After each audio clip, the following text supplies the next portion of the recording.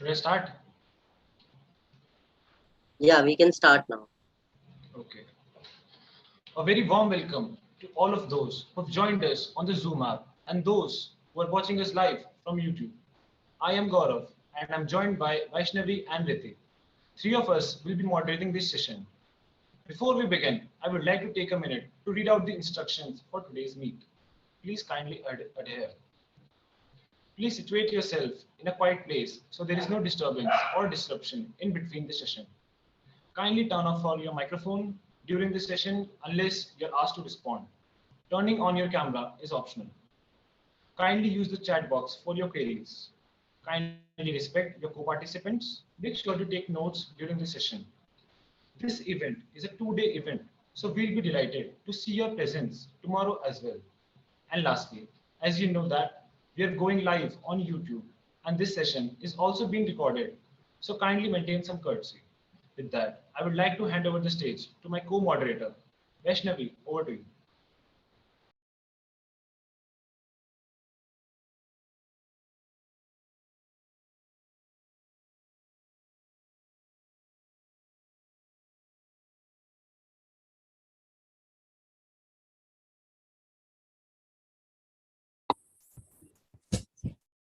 Thank you, Gaurav, for inviting me. The sparkle of fire is the witness of your word. The silent flaunts of water is witness of your softness. The rising of sun in the east and the sunset in the west is the witness of your rhythm. Rhythmical moments of the moon is the witness of your perfection. My words, my soul, are the witness of oneness of Almighty, whose glorification cannot be described in words. Good morning, ladies and gentlemen. Ramjas UPSC Wing has been elated to have your auspicious presence amidst us and give us immense pleasure to host the prestigious Avyuk 21, which will cherish our spirits and enrich us with never-dying memories and experiences.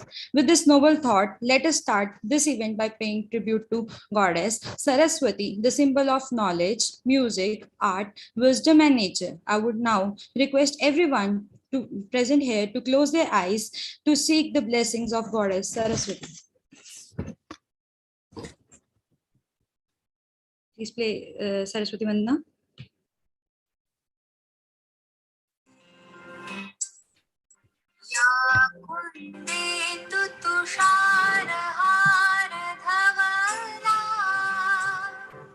या शुभ्रवस्त्रावृता या वीणावरदण्डमण्डितकरा या श्वेतपद्मासना या ब्रह्माच्युतशङ्कर प्रभृतिभिः देवैः सदा वन्दिता सा मां पातु Saraswati Bhagwati निःशेषजाड्यापहा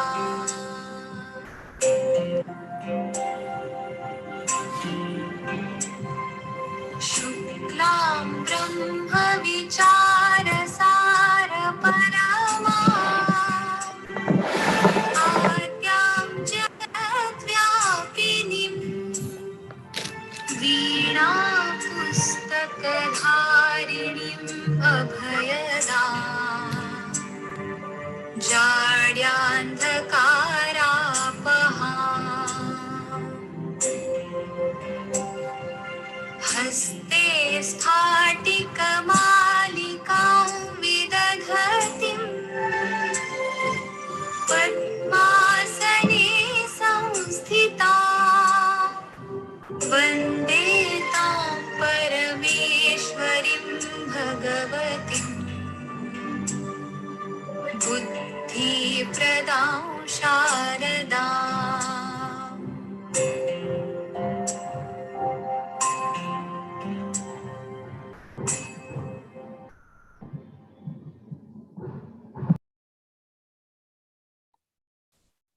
A अगर जुनून हो सर पे तेरे, अगर जुनून हो सर पे तेरे और अंतर में हो विश्वास, फिर ठोकर और ठुकराने का कहाँ होगा तुम्हें एहसास।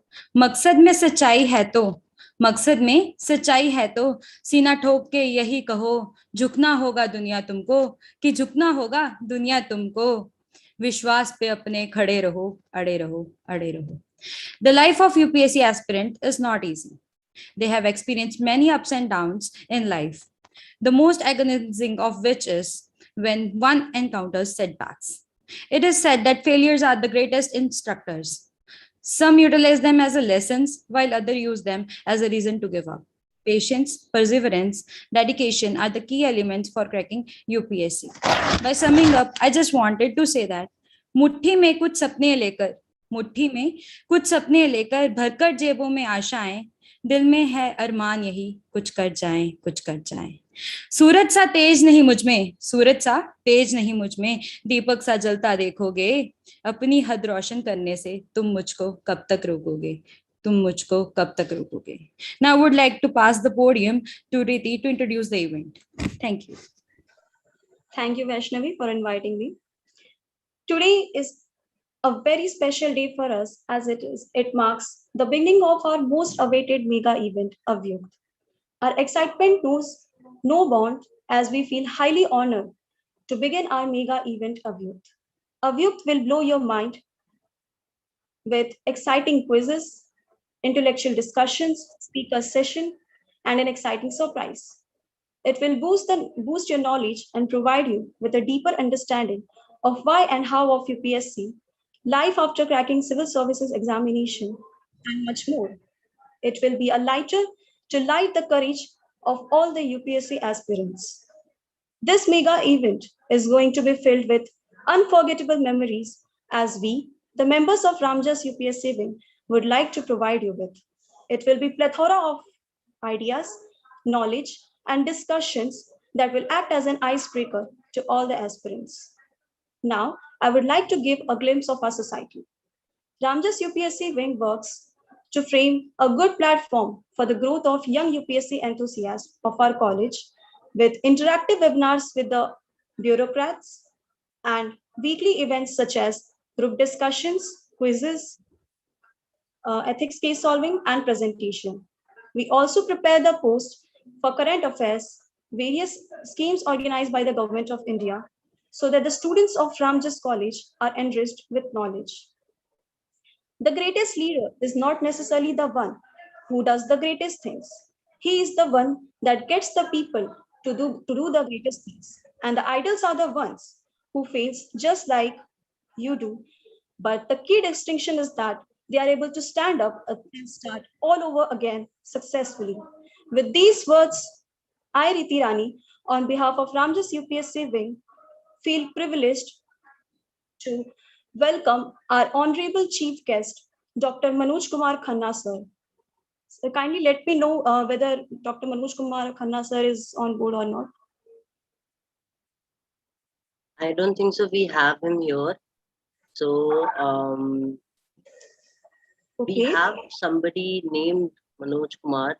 I'm sending a request to unmute yourself. Kindly let us know if you're somebody else.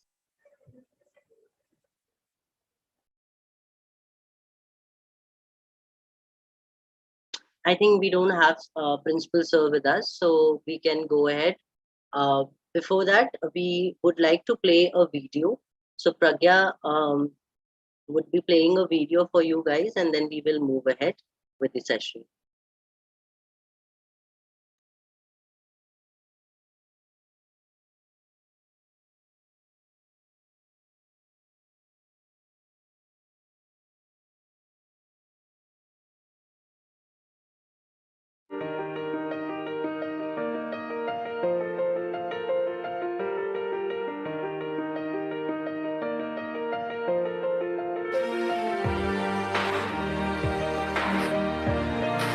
एक चीज़ है कि you have to have your own strategy. आपको अपनी खुद की स्ट्रैटेजी बनानी पड़ेगी। Second thing and equally and I would say more important कि अपने आप पर बिलीफ रखना। ये जर्नी लंबी है थोड़ी, 1 साल पूरा एग्जाम ले लेता है, उसके पहले आप 1-1.5 साल से पहले से प्रिपेयर करते हैं, वो हो जाता है, उसके पहले कभी सोच रहे हो तो उतना टाइम हो जाता है। तो जर्नी लंबी है, तो उस पूरी जर्नी में आपको अपने आप को हर दिन ये कन्विंस करना है, you have to convince yourself every single day that I will be able to make it. So both of my parents are civil servants, okay, and they've always told me that there is this particular sense of satisfaction which you get when you use your authority to help others. And there is, trust me, I am not saying this kind of a pre-prepared answer. That is something which really motivated me. मंजिलें उन्हें मिलती है जिनके सपनों में जान होती है। मंजिलें उन्हें ही मिलती हैं जिनके सपनों में जान होती है। पंख तो सबके होते हैं, हौसलों से उड़ान होती है। कुछ सक्सेसफुल लोग होते हैं, कुछ नॉट सो सक्सेसफुल लोग होते हैं, तो उनमें बहुत कुछ डिफरेंस नहीं होता है, सब एक जैसे होते हैं। But what I have found is a basic difference is कि they never give up. Successful people, उनकी एक ही सबसे बड़ी क्वालिटी होती है। तो लाइफ में बहुत सारे फेलियर्स आते हैं। मैंने अपने लाइफ में इनफैक्ट सिविल सर्विसेज के प्रिपरेशन में प्रीलिम्स स्टेज पे, मेन स्टेज पे, इंटरव्यू पे आप कई बार फेलियर्स देखें। किस पर्सपेक्टिव से आप देखते हो वो मैटर करता है कि आपको सक्सेसफुल रहोगे या नहीं सक्सेसफुल रहोगे। तो ये दूसरा सबसे बड़ा लेसन था which I learn from civil services preparation, and I am thankful कि आई केम इनटू इट। और it's a message to everyone who is preparing कि आपका एंड रिजल्ट कुछ भी हो, the journey is so beautiful,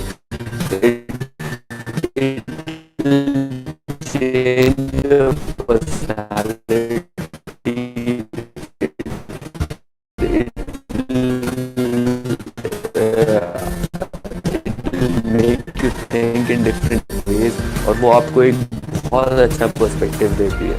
तो आपको ये कभी नहीं सोचना चाहिए कि एंड रिजल्ट क्या है, नहीं है। You give your 100% in preparation, जो भी होगा बहुत अच्छा होगा।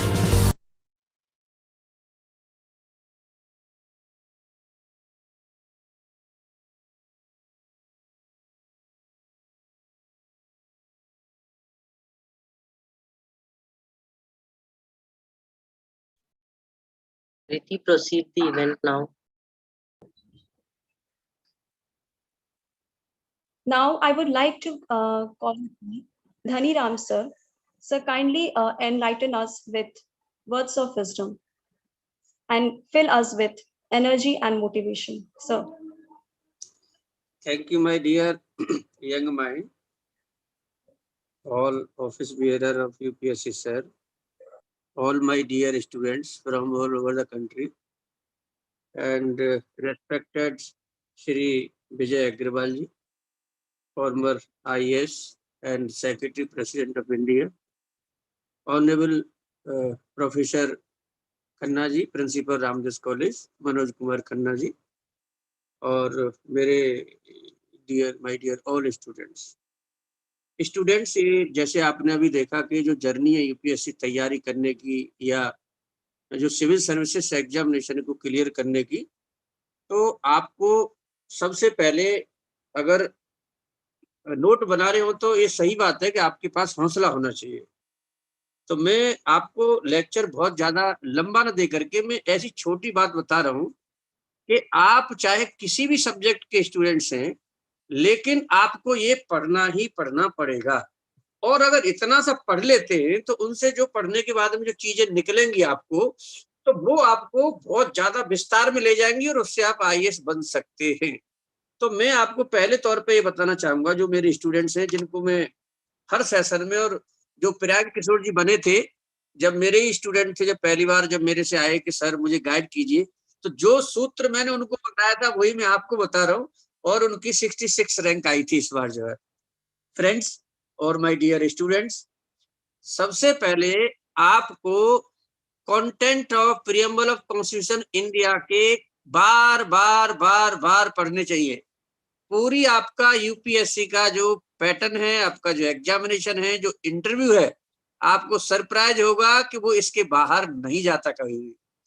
दूसरा है कि फंडामेंटल ड्यूटीज। अब फंडामेंटल राइट्स की तो बात करते हैं, उस पर बहुत ज्यादा दिमाग लगाते हैं बच्चे, जो है लगाना भी चाहिए।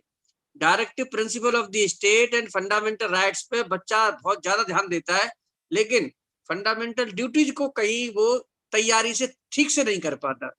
तो मेरा सुझाव ये होगा कि आप जो है फंडामेंटल ड्यूटीज पर ध्यान दें। और मेरे स्टूडेंट्स जो जिस तरह से समाज बदल रहा है, जिस तरह से टेक्नोलॉजी आ रही है, जिस तरह से बच्चे हमारे बढ़ रहे हैं, आपको मैं एक सजेशन और करूंगा इन दोनों चीजों के अलावा।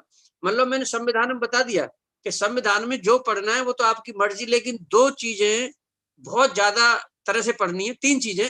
Number 1 content of the preamble constitution of India, number 2 fundamental duties, और नंबर 3 फंडामेंटल राइट्स।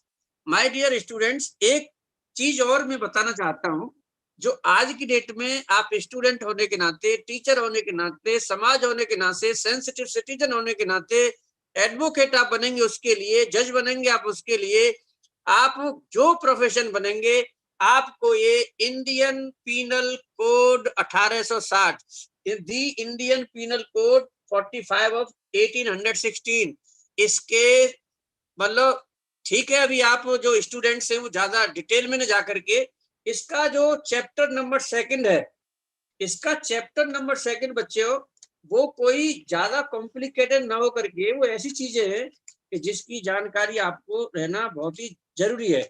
और इसमें स्टूडेंट्स ये जनरल एक्सप्लेनेशंस हैं। जनरल एक्सप्लेनेशन समझते हो ना? देखिए मैं क्या बताता हूँ। एक हमारी जब स्टूडेंट्स ने अभी जब आपके सामने जब कह रही थी, तो उन्होंने कहा था कि my words are my soul, मेरे जो शब्द हैं वही मेरी आत्मा है। बिल्कुल ठीक कह रही हैं। तो दी इंडियन पीनल कोड जो 1860 है, ये भारत में रहने वाले हर उस व्यक्ति को बारंबार पढ़ना चाहिए। मैंने भी नहीं पढ़ा था पहले, बाद में ही मैंने भी पढ़ने के बाद में आपको बता रहा हूँ। और ये यूपीएससी के लिए भी बहुत इंपॉर्टेंट है।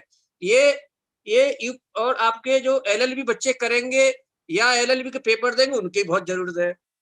तो मैं आपको ये बताने की कोशिश कर रहा हूँ कि जो एक्सप्लेनेशन, जो वर्ड्स आप बोलते हैं, जिन वर्ड्स पर आप एक्ट करते हैं, तो देखिए कितने खूबसूरती से जो शब्द दिए।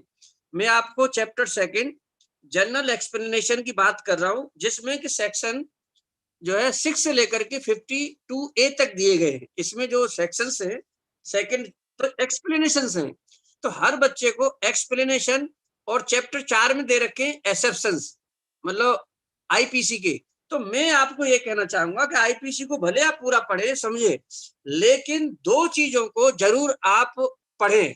और इससे पता चलेगा, आपको पता चलेगा कि कैसे ऑनेस्ट आदमी को डिसऑनेस्ट आदमी कैसे फंसा देते हैं, या आप कहेंगे क्रिमिनल आदमी एक अच्छे भले, चाहे कोई प्रोफेसर हो, चाहे कोई और किसी प्रोफेशन में हो, तो किस तरह से फंसा देते हैं। तो ये शब्दावली है। तो मैं आपको 5 मिनट में बताने की कोशिश करूंगा कि देखिए कैसे कैसे शब्द होते हैं जो आपको बेहद जरूरी है, जो आप भी जान करके जानकारी रखनी चाहिए।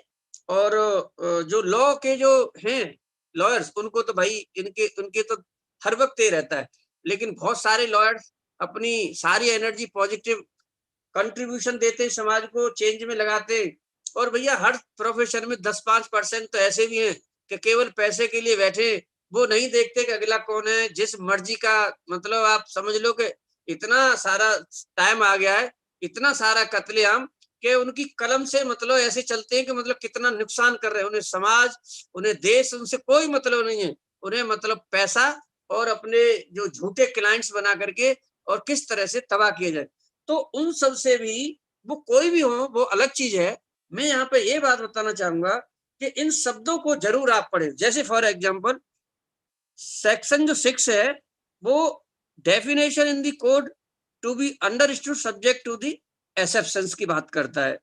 आप सेक्शन 6 की बात करेंगे, sense of expression once explain. अब आप कहेंगे कि सर इनसे हमें क्या लेना देना। अरे बच्चे हो, जैसे सेक्शन 8 है तो उसमें जेंडर वर्ड है, तो जेंडर वर्ड के लिए यूज होता है ही। अब आप कहेंगे सर ये क्या कह रहे हैं, लड़की होगी तो सी होगा, लड़का होगा तो ही होगा, लेकिन बच्चे नहीं है। आईपीसी में सेक्शन 8 के अंतर्गत ही प्रयोग होता है, और वो दोनों के लिए मान्य होता है, चाहे वो लड़की है चाहे वो लड़का है। लेकिन यहाँ पे एक चीज और भी मतलब ध्यान रखना पड़ेगा कि जो सेक्शन 9 में भी नंबर है, मतलब सिंगुलर नंबर और प्लूरल नंबर। और इसके बाद में सेक्शन जो 10 है बच्चे, उसमें है मैन और वुमेन। तो अब देखिए, चाहे वो 2 दिन की बच्ची है, चाहे 80 साल की माँ है, तो भी वुमेन है। ऐसे ही चाहे 4 दिन का लड़का है, चाहे 90 साल का हमारे बुजुर्ग जो सम्मानित सदस्य हैं, नागरिक है, वो उन सबको मैन बोलेंगे और वुमेन। तो सेक्शन 10 में केवल 2 ही वर्ड हैं, मैन एंड वुमेन। ऐसे ही बच्चों पर्सन, सेक्शन 11 में बताया गया कि पर्सन, तो पर्सन जैसे बहुत सारे इंडिविजुअल्स को मिला दें या एसोसिएशन ऑफ पर्सन और कंपनी, तो इन सबको बोलते हैं। अब देखिए सेक्शन 12 में दे रखा है public. The word public include any class of the public और एनी कम्युनिटी। पब्लिक मतलब पब्लिक एट लार्ज। तो आप समझेंगे कि मैं इन शब्दों को क्यों बताना, बच्चों ये जो शब्द हैं, ये जो वर्ड्स हैं, जब इनको आप बोलते हैं तो दूसरा समझ सकता है कि हाँ आपको सभ्यता की और आपको कानून की भी जानकारी है। अब जैसे 13 में पहले रानी और राजा यूज किया जाता था, उसको हटा दिया है भारत में से, आईपीसी में से हटा दिया है। सेक्शन 14 जो है कि गवर्नमेंट सर्वेंट कौन होगा। सेक्शन 15 जो है डेफिनेशन ऑफ ब्रिटिश इंडिया था, उसको भी हटा दिया है। 16वीं गवर्नमेंट ऑफ इंडिया ने उसको भी definition of government of India दे रखी है, उसमें जो है 16 में। 17 में कि हमारे यहाँ पे गवर्नमेंट कौन होगी। तो जैसे आप बोलते हैं ना कि मैं गवर्नमेंट सर्वेंट हूँ, मैं पब्लिक सर्वेंट हूँ, मैं पब्लिक हूँ, तो वो सारे शब्द जो है ना यहाँ से सीखने की जरूरत है। ऐसे ही जो सेक्शन 17 है गवर्नमेंट बता दिया मैंने। 18 है उसमें दे रखा है कि आपका इंडिया, इंडिया मतलब पूरा भारत इंक्लूडिंग, अब तो जम्मू कश्मीर वो सब आ गया है, तो सारा भारत जो है, तो हमारे इसमें स्टेट्स और ये सब मतलब मिला करके पूरा इंडिया है। 19 नंबर में बच्चे ये बताया कि जज कौन होता है। तो जज केवल जो है ना ये नहीं कि हमारे ऑनरेबल कोर्ट्स में वही जज हैं, लेकिन उनके अलावा भी जिनको लीगल अथॉरिटी है अपने पास करने की, जैसे डीएम भी होते हैं, एसडीएम भी होते हैं, मतलब जो है जिले में, तो उनके पास भी है, तो वो भी एक भूमिका जज की भी निभाते हैं और एग्जीक्यूटिव की भी निभाते हैं। उनके पास कई बार रेवेन्यू जो डिपार्टमेंट में है उनके पास दोनों भूमिका होती है। तो आप आईएएस ऑफिसर बनेंगे, उससे पहले आप एसडीएम के पद पे भी काम करेंगे, तो ये बेहद जरूरी है आपके लिए। फिर इसके बाद में आता है कि जी कोर्ट ऑफ जस्टिस। तो कोर्ट ऑफ जस्टिस बच्चों, जैसे आपका कोर्ट ऑफ जस्टिस जितना भी निर्णय होगा सुनाएंगे तो उसमें से जस्टिस साहब तो उनको बोलेंगे कोर्ट ऑफ जस्टिस। अब जैसे पब्लिक सर्वेंट, तो सेक्शन 21 में आपको बताएगा कि पब्लिक सर्वेंट कौन होंगे। इसके बाद में आपको 22 में बताया है कि मूवेबल प्रॉपर्टी। अब देखिए ये मूवेबल प्रॉपर्टी वो है जो आपकी धरती में, अब जैसे आम का पेड़ है, तो भाई आम का पेड़ तो आपका पूरा का पूरा जो है मतलब मूवेबल नहीं होगा, वो इमूवेबल होगा। लेकिन आम के पेड़ से आम तोड़ लोगे और उसको बाजार ले जाओगे तो वही मूवेबल हो जाएगा। तो बच्चों इसका भी ध्यान रखना। अब ऐसे ही रॉन्गफुल गेन, सेक्शन 23 में दे रखा है कि रॉन्गफुल गेन मतलब आप जो है ना जिसके लिए एंटाइटल नहीं है फिर भी आप रॉन्गफुल गेन ले रहे हैं, तो ये कानून के तहत में ठीक नहीं है, और ये जो है 23 में डिफाइन है सेक्शन। ऐसे ही बच्चों रॉन्गफुल लॉस मतलब आप जानबूझ करके किसी भी व्यक्ति विशेष को उसको नुकसान पहुंचाते हैं और उसको नुकसान के लिए वो है ही नहीं, तो इसको बोलते हैं रॉन्गफुल लॉस। तो ये जब आप बात करें अपनी दिनचर्या में कि भाई रॉन्गफुल लॉस है, तो ये तो रॉन्गफुल गेन है, तो इन शब्दावली को आप आपस में जब बात करेंगे तो इससे आपको बहुत मजा आएगा।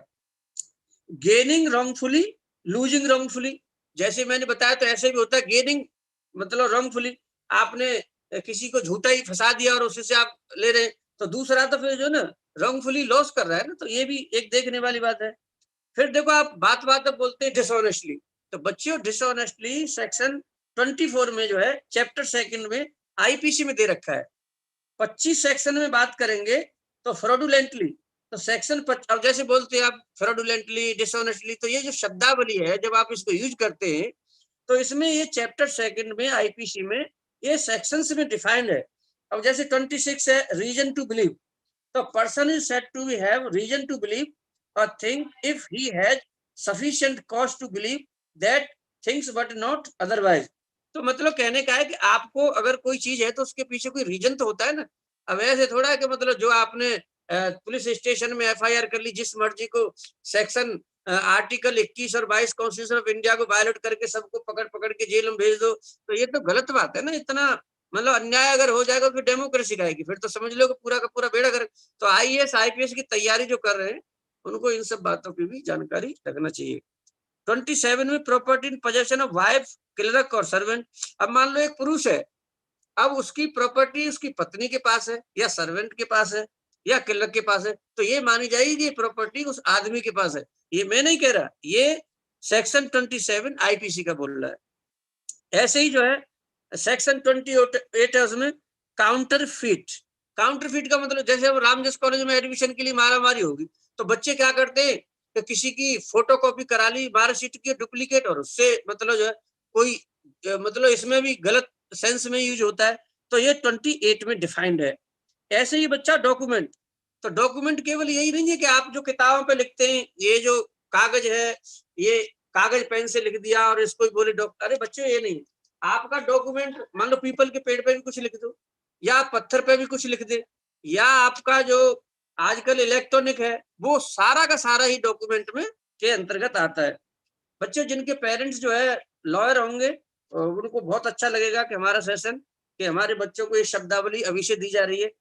बच्चों ये फिर आता है सेक्शन जो है ना 29A इलेक्ट्रॉनिक रिकॉर्ड्स। तो मैंने आपको बता दिया कि आजकल जो है ना कंप्यूटर का जमाना है, तो इसमें सेक्शन 2 सबसेक्शन 1 क्लॉज टी जो इंफॉर्मेशन टेक्नोलॉजी एक्ट 2000 का जो है वो इलेक्ट्रॉनिक रिकॉर्ड इसमें डिफाइन है 29A में आईपीसी में। फिर आता है बच्चों वैल्यूएबल सिक्योरिटी, सेक्शन जो 30 है 30 के अंतर्गत बताया गया है कि भाई वैल्यूएबल सिक्योरिटी वर्ड है, तो valuable security denotes a document which is और पर्पस टू बी। अब जैसे फॉर एग्जांपल आपके पास में ड्राइविंग लाइसेंस है या आपकी कार की आरसी है, तो बच्चों ये आपकी वैल्यूएबल सिक्योरिटी है। अब 31 में जो सेक्शन 31 है उसमें बिल मतलब आपने मतलब पेरेंट्स वगैरह अपने बच्चों के लिए जो बिल लिख देते हैं कि भाई मेरे जाने के बाद में मेरा इस तरह से जो बंटवारा हो, तो उसको बिल बोलते हैं। इसके बाद सेक्शन 32 है words referring to acts include illegal omission. बच्चों इसमें देखने वाली बात है कि ओमिशन और जो कमीशन जो जानते हैं आप लोग जो है, तो ये इनलीगल अगर आप कोई गलती करते हैं तो इसका मतलब इस 32 में आप डिफाइंड है ये शब्द जो है। फिर इसके बाद सेक्शन 33 है बेटा एक्ट और ओमिशन। एक्ट का मतलब होता है कि आप क्या कर रहे हैं और ओमिशन की मतलब होता है क्या गलती की है। तो आपके जो एक्ट्स हैं इससे पता चलता है, या आप कई बार सीरीज ऑफ एक्ट ऐसे करते हैं कि जो अच्छे या बुरे, तो उसके आधार पर जो एक्ट जैसे हमारे यूपीएससी सेल के बच्चे पूरे साल लगे रहते हैं अच्छे काम करते हैं, तो ये हमारे अच्छे काम करते हैं। तो 34 जो सेक्शन है बच्चों वो acts done by several persons in furtherance of common intention. Section जो बेटा 34 में जो समझने वाली चीज है कि सारे लोग मिलकर के किसी कॉमन इंटेंशन के लिए कोई करते हैं, तो उसमें 34 अट्रैक्ट होता है सेक्शन, और हमें सीखना है कि मतलब किस तरह से 34 में क्या दे रखा है। इसके बाद है बच्चों section 35 when such an act is criminal by reason of its being done with a criminal knowledge or intention। अगर कोई कार्य ऐसा किया जाता है कि आपकी इंटेंशन जो क्रिमिनल है, तो उस पर बेटे ध्यान रखने की जरूरत है। इसके बाद आता है section 36 effect called partly bye act and partly bye omission. मतलब कुछ आपके एक्ट के द्वारा और कुछ आपके ओमिशन के द्वारा जो गलतियां होती हैं। बच्चों में इन शब्दों के द्वारा मैं आपको बहुत गहरी बात बता रहा हूँ, उनको समझने की कोशिश करें। जैसे आप आईएएस की तैयारी कर रहे हैं, तो आपको वुमेन का रेस्पेक्ट हर स्तर पे, आपके साथ में है या बस में चल रहे हैं या ट्रेन में जा रहे हैं, कहीं पर भी उनका रेस्पेक्ट अटमोस्ट इम्पोर्टेंट है, सबसे सुप्रीम है। तो ये शब्दावली में आपको इसीलिए बता रहा हूँ क्योंकि आपको बड़े बड़े बच्चे हैं और आपको 354 एक जो आईपीसी की धारा है वो बेटे अगर जरा भी आप गलती कर दें वो तो आपको पनिश होंगी, लेकिन आज की तारीख में आपको देखने वाली बात है कि झूठ का अंबार ऐसा लग गया है कि बेटे कुछ गलतियां मतलब हुई भी नहीं है और आप कहीं भारत में हैं, कोई भी आपको फंसा सकता है। तो इसीलिए इन सब चीजों की जानकारी है जो मैं आपको जो दे रहा हूँ। हालांकि आपको पॉजिटिव सेंस में यूज करनी है हमारे सब बच्चों को, और समाज को पॉजिटिव कंट्रीब्यूशन देना है हमारे बच्चों को जो है, हम इसीलिए बता रहे हैं आपको। 36 में बच्चों 37 में cooperation by doing one of several acts constituting an offence. मतलब कोई अगर ऐसी चीज है कि जो ऑफेंस क्रिएट करती है तो ये 37 में। 38 बच्चे persons concern in criminal act में be guilty of different offences. मतलब एक ऐसा भी होता है कि पहले से ही करता आ रहा हो या कोई और भी उसने करा हो, तो ये 38 में, 39 में बच्चे वॉलंटरी। अब आप जो है किसी सगाई हो रही है, शादी हो रही है, उसमें बंदूक चला रहे, अरे भैया आप तो बंदूक चला रहे, देखभाल के चला भाई, ऐसा नहीं किसी को चोट लग जाए। तो ये जो है ना वॉलंटरी भी जो वर्ड है सेक्शन 39 में, ये यूज तो करना है लेकिन कॉशियसली। ये नहीं कि ये यहाँ पे अच्छी अच्छी चीजें हैं कि आप किस तरह से अपने को एक अच्छा नागरिक बनाएंगे। सेक्शन 40 बच्चों, उसमें ऑफेंसेस डिफाइन है कि मतलब कौन कौन से ऑफेंसेस हैं जिनको आपको नहीं करना चाहिए बच्चों। तो ये मतलब जो है ना ऑफेंसेस के बारे में तो जब बड़े बड़े होते चलेंगे। फिर इसके बाद में 41 एक स्पेशल लॉ होता है। Special law is a law applicable to a particular subject. अब जैसे आईपीसी एक अलग है, अब दिल्ली यूनिवर्सिटी का एक्ट है, तो आप हमारे बच्चे पढ़ते हैं, अगर कोई वायलेशन करेंगे तो हम कहेंगे भाई दिल्ली यूनिवर्सिटी एक्ट का वायलेशन कर रहे हैं, तो उनके लिए बेटे अलग होते हैं। लोकल लॉ, जैसे म्यूनिसिपल कॉर्पोरेशन दिल्ली है, तो local law is a law applicable only to a particular part of India. जैसे दिल्ली में एमसीडी का चलता है तो उनका एक अलग से है जो है। तो ये इसमें illegal, legally bound to do. अब बच्चों कोई मतलब आदमी होता है, उसको कोई काम के लिए बाउंड है अपनी ड्यूटी के द्वारा, और कुछ लोग ऐसे भी होते हैं कि मतलब अपना काम को करते नहीं है, तो वो भी इनलीगल की श्रेणी में ही आएगा कि आपकी जो ड्यूटी है फिर भी आप नहीं कर रहे हैं। तो इसमें लीगली बाउंड जो है आपको करना ही करना चाहिए। बच्चे 44 में जो डिफाइंड है वर्ड, उसका नाम है injury. The word injury denotes any harm whatever illegally caused to any person in body, mind, reputation और प्रॉपर्टी। अगर आपको कोई किसी तरह से बॉडी से, माइंड से, रेपुटेशन से, प्रॉपर्टी से कोई आपको चोट पहुंचाता है तो उसका नाम है इंजरी, और ये सेक्शन 44 में आपका कवर्ड होता है। बच्चों 45 में आपकी लाइफ, लाइफ मतलब ह्यूमन बीइंग, और 46 में बच्चों डेथ, डेथ मीन्स जो है कि ह्यूमन बीइंग की डेथ। 47 में बच्चों animal, the word animal denotes any living creature other than human being. अब 48 में बेटा vessel denotes anything made for the conveyance by water of human being और ऑफ प्रॉपर्टी, मतलब जैसे पानी के जहाज होते हैं बच्चों, तो उसके लिए यूज है। 49 में ईयर दे रखा है, जैसे जनवरी फरवरी आप लिखेंगे, ये हमारी आईपीसी में लिखा हुआ है, आप ऐसे नहीं कि जेठ अषाढ़ सावन इस तरह से नहीं, तो ये भी हमारी ईयर और मंथ जो है ना इस तरह से लिखी हुई है कि आप जो है कहीं पर भी यूज करेंगे तो आपको इस जनवरी फरवरी ब्रिटिश कैलेंडर को अपनाना है। और बच्चों फिर आता है section 50 the word section denotes one of those portions of a chapter of this code which are distinguished by prefixed number figures।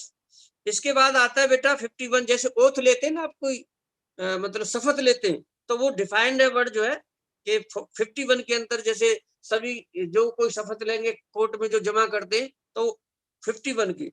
इसके बाद आता है बेटा 52 गुड फेथ।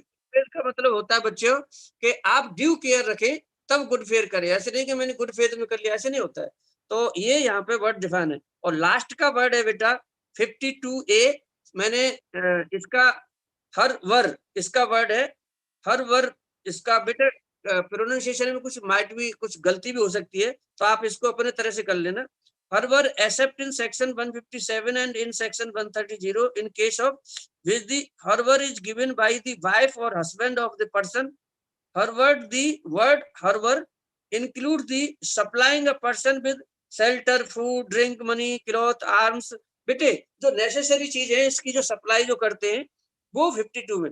तो बच्चों थोड़े से शब्दों में मैंने आपको ये कोशिश किया है कि दी इंडियन पीनल कोड के जो जनरल टर्म्स हैं, जो वर्ड्स हैं, जिनको कि आपको उन वर्ड्स को बोलना चाहिए आम बोलचाल में, तो मैंने सेक्शन 6 से लेकर के सेक्शन 52A तक, हालांकि मैं कोई कानून का बहुत ज्यादा विशेषज्ञ नहीं हूं, लेकिन आम बोलचाल में और हमारे आईएएस के जो बच्चे तैयारी कर रहे हैं उनको भी जानकारी चाहिए हमारे, क्योंकि मैं बार बार आपको इंडिकेशन दे रहा हूं कि जो टाइम चल रहा है वो टाइम जो है ग्लोबलाइजेशन का है, इंफॉर्मेशन टेक्नोलॉजी का है, तो मेरे बच्चे किसी गलत चीज में ना फंसे इसके लिए ये जानकारी मैंने दी है। तो आप लोगों को ध्यान रखना चाहिए कि नंबर 1 तो वुमेन का सम्मान करें आप पढ़ते हुए, क्योंकि अभी से अगर नहीं सीखेंगे चीज तो आगे जाकर के नहीं मतलब सीख सकते। तो अटमोस्ट इम्पोर्टेंट है रेस्पेक्ट बच्चों का, बुजुर्गों का, वुमेन्स का और हमारे सब इनका। तो इन्हीं शब्दों के साथ मेरी तरफ से आपको बहुत ढेर सारी शुभकामनाएं। हमारा देश में आप पॉजिटिव कंट्रीब्यूशन लाएं, आईएएस की तैयारी अच्छे से करें। और जो विजय अग्रवाल जी हैं, उन्होंने बहुत सारे आईएएस बनाए हैं, उनको आज का लेक्चर आपके लिए बहुत ही इम्पोर्टेंट होगा। इन्हीं मंगल शब्दों के साथ आप सबको नमस्कार, धन्यवाद for giving me opportunity to speak. Thank you very much. Thank you very much, sir, for your knowledgeable message. Your gentle words and presence are a source of encouragement for all of us. Everyone has their strengths and weaknesses inside. Lion can never become king in water, and fish can never walk in the forest.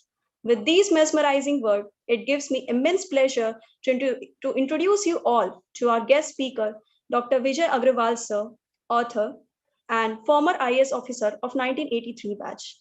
Heartily welcome, sir. Thank you. I would like to give you all a big introduction of sir, so that you can get a glimpse of his illustrious life. Dr. Vijay Agrawal, sir, cracked prestigious civil services examination in the year 1983. Thereafter, he was posted in several important and senior positions of Government of India, including 10 years as the private secretary to the 8th Vice President of India and the 9th President of India, Dr. Shankar Dayal Sharma. He is a member of the best faculty in various allied educational institutes and is the author of several books, including his bestseller, Padho to Aise Padho. Sir, I now request you to kindly familiarize us with why and how of UPSC. So, thank you रिति। सबसे पहले तो मैं Ramjas college के principal doctor Dhaniram और जो UPSC wing के जितने भी कार्यकर्ता हैं, उन सब के प्रति आभार व्यक्त करना चाहूँगा कि उन्होंने मुझे मौका दिया कि मैं आज आप सबसे मिल सकूं और कुछ अपने मन की बातें कर सकूं। और खासकर एक ऐसे दिन जबकि कल ही यूपीएससी का रिजल्ट डिक्लेयर हुआ है, और अक्सर ये देखा जाता है कि जब रिजल्ट आता है तो उसके नेक्स्ट डे पूरा देश, कभी कभी मुझे लगता है जैसे कि आईएएस मय हो गया हो। अखबारों में आप देखिए, यूट्यूब चैनल्स पर आपको सुनने को मिलेंगे, इंटरव्यूज मिलेंगे, और मुझे लगता है कि एक अच्छी बात है। तो एक ऐसा समय है जब हो सकता है कि अगर आपने फैसला किया है कि आप आईएएस बनना चाह रहे हैं, तो हम इस पर कुछ बहुत ही सार्थक और बहुत ही व्यावहारिक किस्म की बात कर सकते हैं। और इसके लिए रामजस कॉलेज ने जो मुझे मौका दिया है, मैं एफईआईएस की ओर से उन सब के प्रति आभार व्यक्त करता हूं, और डेफिनेटली आप सब के प्रति भी जो फिलहाल मुझसे जुड़े हुए हैं। मैं अपनी बातों को 2-3 सेक्शन में कहना चाहूंगा। पहली बात तो यह है कि मैंने ये महसूस किया है, लगभग मैं 35 इयर्स से आईएएस के स्टूडेंट्स को गाइड कर रहा हूं, और ये मेरा सौभाग्य है कि मुझे बहुत सी सफलताएं देखने को मिली हैं। और जब कभी उनसे मेरी मुलाकात होती है तो मैं उन्हें एक प्रकार से अपने ही रूप में देखता हूं। मैंने खुद तैयारी की, सौभाग्य से उसमें सफलता मिली, और बाद में अब जब मुझे गाइड करने का मौका मिल रहा है तो मेरी वो जो सफलताएं हैं लगातार बढ़ती चली जा रही हैं, और डेफिनेटली इससे मेरा अपना हौसला बढ़ता है।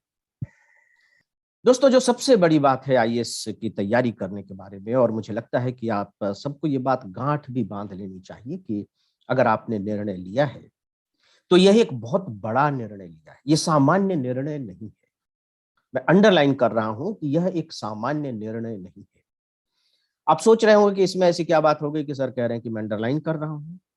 जी हाँ, मैं अंडरलाइन इसलिए कर रहा हूं क्योंकि अब जब मैं बाहर जाता हूं, यंग जनरेशन से मिलता हूं, तो ज्यादातर यंग स्टूडेंट मुझसे यही कहते हैं कि मैं सिविल सर्विस की तैयारी कर रहा हूं, आईएएस की तैयारी कर रहा हूं। बहुत अच्छी बात है।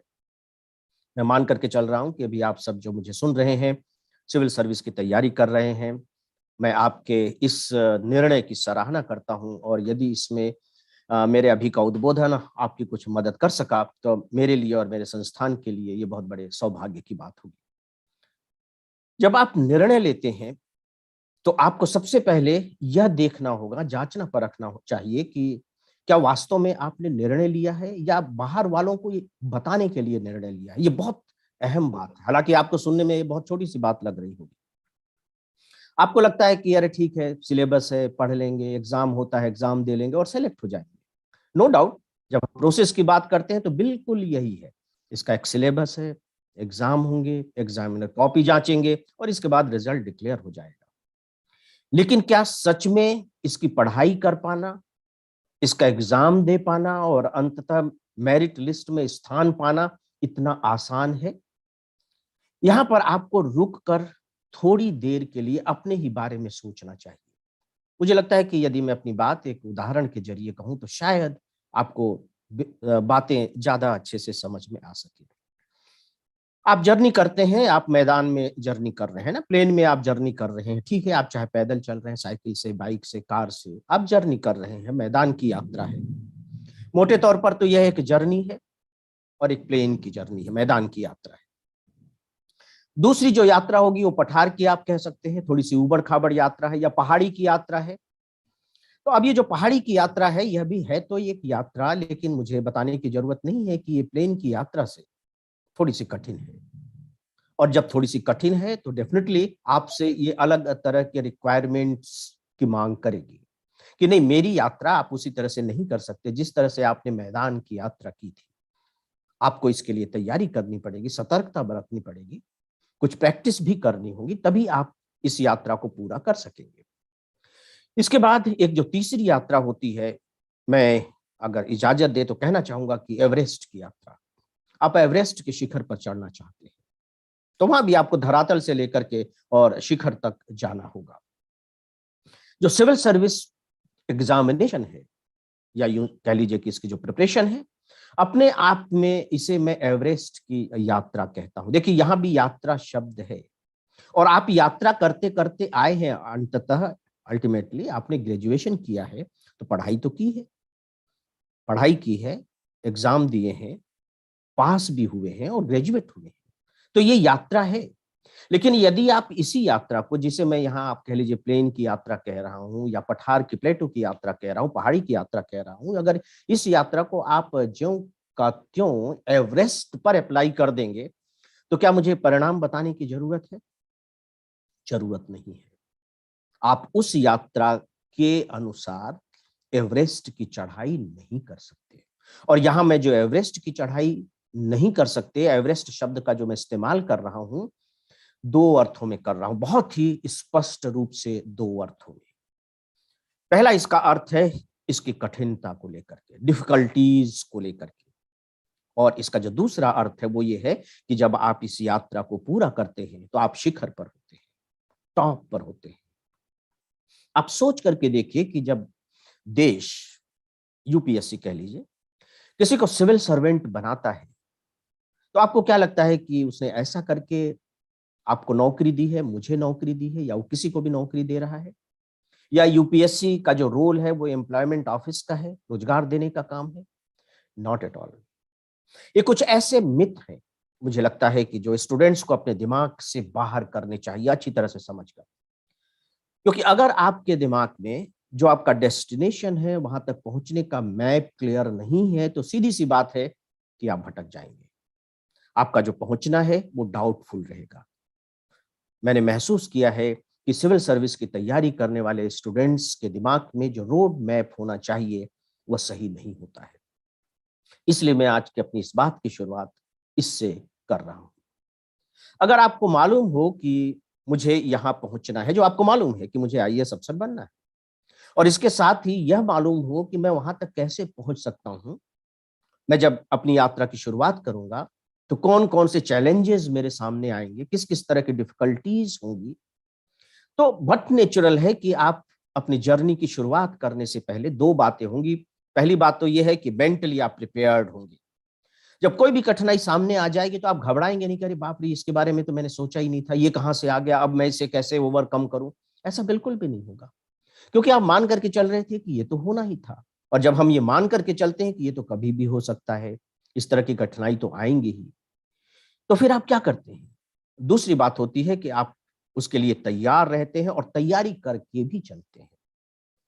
उन कठिनाइयों को दूर करने के लिए, उससे पार पाने के लिए जो भी चीजें चाहिए वो आपके पास मौजूद रहती है। जब आप एवरेस्ट पर चढ़ रहे होते हैं तो आपको मालूम है कि आप जैसे जैसे ऊंचाई पर चलते चले जाएंगे, ऑक्सीजन की कमी होती चली जाएगी, तो आप ऑक्सीजन सिलेंडर अपने साथ रखते हैं।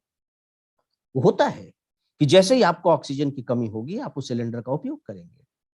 आपको मालूम है कि आपको बर्फ पर चलना होगा तो आप अपने पैरों को बर्फ से बचा कर रखने के लिए उस तरह के जूते रखते हैं। आपको किस तरह का भोजन चाहिए आप उस तरह का भोजन रखते हैं और साथ ही साथ उसी तरह के कपड़े पहनते हैं जो आपको ठंडी हवा से बचा सके। ऐसा नहीं है कि वहां ठंडी हवा आ रही है तो अब आप सोच रहे हैं कि मैं क्या करूं। दोस्तों, तो मेंटली जो पहली बात जो मैं आपसे कहना चाह रहा हूं वो ये है कि आपको मेंटली बहुत स्ट्रांग होना होगा, बहुत स्ट्रांग होना होगा। क्योंकि मेरा कुछ यह भी मानना है कि देखिए, जब आप सिविल सर्वेंट बन जाएंगे तो बाकायदे आपकी ट्रेनिंग होगी। आप जिस भी सर्विस में जाएंगे पहले आप मसूरी एकेडमी जा करके वहाँ बाकायदे फाउंडेशन कोर्स करेंगे। इसके बाद फिर आपको जो सर्विस मिलेगी उनके अपने अपने ट्रेनिंग सेंटर्स बने हुए हैं, वहाँ जाएंगे, वहाँ आपको ट्रेनिंग दी जाएगी। ये सब बातें होंगी जो आपको काम करने के लायक बनाएंगी। लेकिन यूपीएससी तो जो चयन कर रहा है, आपका सिलेक्शन कर रहा है, वो इस आधार पर कर रहा है कि आपको उसके लायक बनाया जा सकता है या नहीं। ये बात आपके दिमाग में रहनी चाहिए। वो ऐसे मेटल की तलाश कर रहा है, वो ऐसे तत्व की तलाश कर रहा है जिसे बाकायदे एडमिनिस्ट्रेटर बनाया जा सके। जब मैं कह रहा हूं कि एडमिनिस्ट्रेटर बनाया जा सके तो इसे थोड़ा समझने की कोशिश कीजिए, क्योंकि आपकी प्रिपरेशन का सीधा संबंध इससे है कि अल्टीमेटली यूपीएससी चाहता क्या है। क्योंकि लोगों को बहुत ज्यादा इसके बारे में भ्रम है कि नहीं नहीं हम किताबें पढ़ लेंगे, सिलेबस रट डालेंगे, ज्यों का त्यों लिख करके आ जाएंगे तो हम बन जाएंगे। मैंने देखा है कि जिनकी मेमोरी पावर बहुत अच्छी है लेकिन क्वालिफाई नहीं कर पाए। मैंने ऐसा भी देखा है कि जिनकी मेमोरी पावर तो बहुत अच्छी नहीं है लेकिन अंडरस्टैंडिंग बहुत अच्छी है, वो बहुत अच्छी पोजीशन पर आए, बहुत अच्छी उनकी रैंकिंग आई। जब हमें पता लग जाता है कि यूपीएससी हमें किस बात की तलाश कर रही है तो जाहिर है कि फिर हम अपने अंदर उन तत्वों को लाने की कोशिश करते हैं, वो वर्च्यूज पैदा करते हैं जो यूपीएससी को सूट करती है। तो दोस्तों, अगर एडमिनिस्ट्रेटर आपको बनाया जा रहा है तो सोच करके देखिए कि देश की बागडोर आपके हाथ में दी जा रही है, आपके हाथ में दी जा रही है। यहाँ आपके दिमाग में एक बात आ सकता है कि नहीं नहीं, देश की बागडोर तो पॉलिटिशियंस के हाथ में होती है, ब्यूरोक्रेट्स तो क्या करते हैं। आप गलत नहीं सोच रहे हैं, लेकिन यहाँ आपको थोड़ा सा समझना होगा। समझना ये होगा कि जो पॉलिटिशियंस होते हैं वो आपको गाइड करते हैं कि हमारे देश को इन इन बातों की जरूरत है, हम ये चाहते हैं, हम ये योजनाएं चाहते हैं, अपने यहाँ ये नीतियां लागू करना चाहते हैं। लागू कौन करेगा? उन्हें बनाएगा कौन? उन्हें सजेस्ट कौन करेगा? ब्यूरोक्रेट्स करते हैं। इसका मतलब है कि आप एक प्रकार से अपने देश के लोगों की जिंदगी की जिम्मेदारी लेने जा रहे हैं। महसूस करने की कोशिश करिए, आप सिविल सर्वेंट बनने तो जा रहे हैं लेकिन बन करके आप करेंगे क्या? बनना तो ठीक है, मैं कह सकता हूं, आप भी मान करके चलते हैं कि नौकरी करने जा रहे हैं।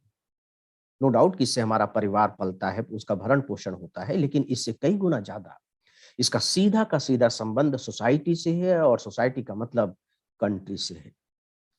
ये बात आपको अपने जहन में रखनी चाहिए, क्योंकि तभी आप अपने प्रिपरेशन के साथ न्याय कर सकेंगे।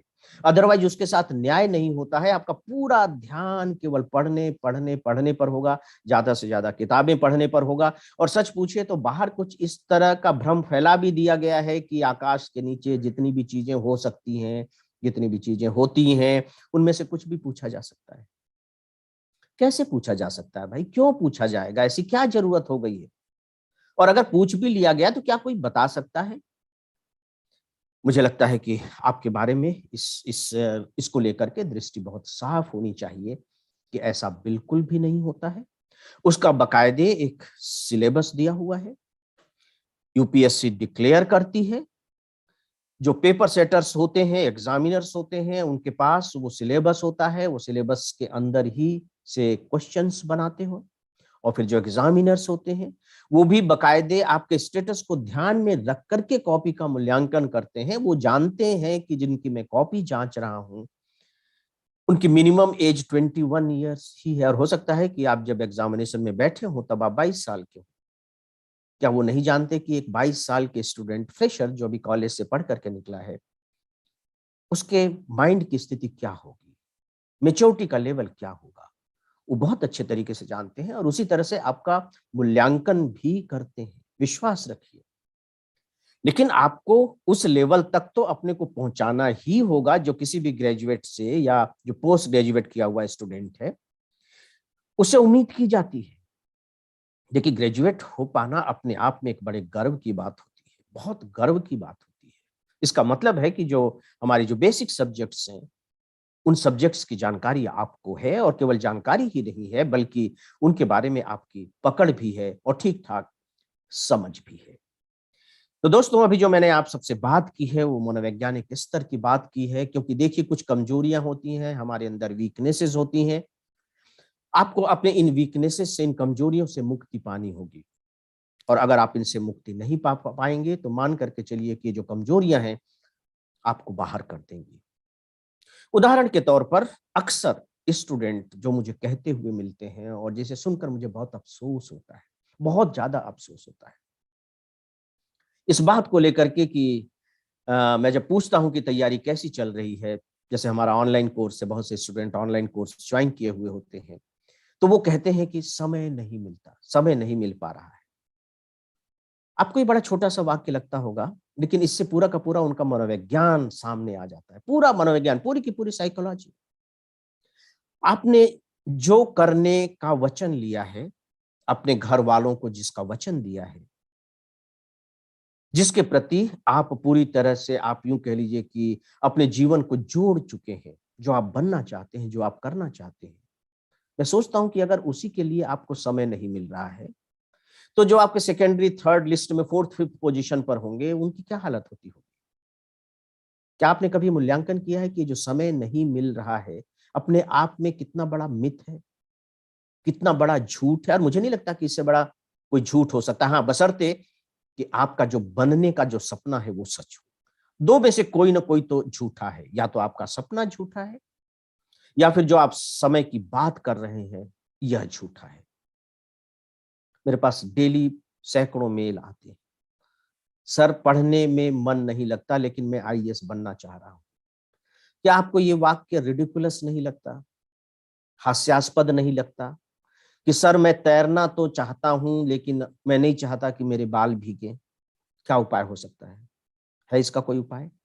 तो जब आपके दिमाग में इस तरह की बातें आती हैं तो प्लीज अपना मूल्यांकन कीजिए, पुनर्मूल्यांकन कीजिए, स्वमूल्यांकन कीजिए, और मान करके चलिए कि नहीं फिर ये हमारे लायक नहीं है, दूसरे बहुत से काम हैं हम वो कर लेते हैं, लेकिन इस क्षेत्र में हम नहीं जा सकते, क्योंकि ऐसे बहुत से लोग हैं।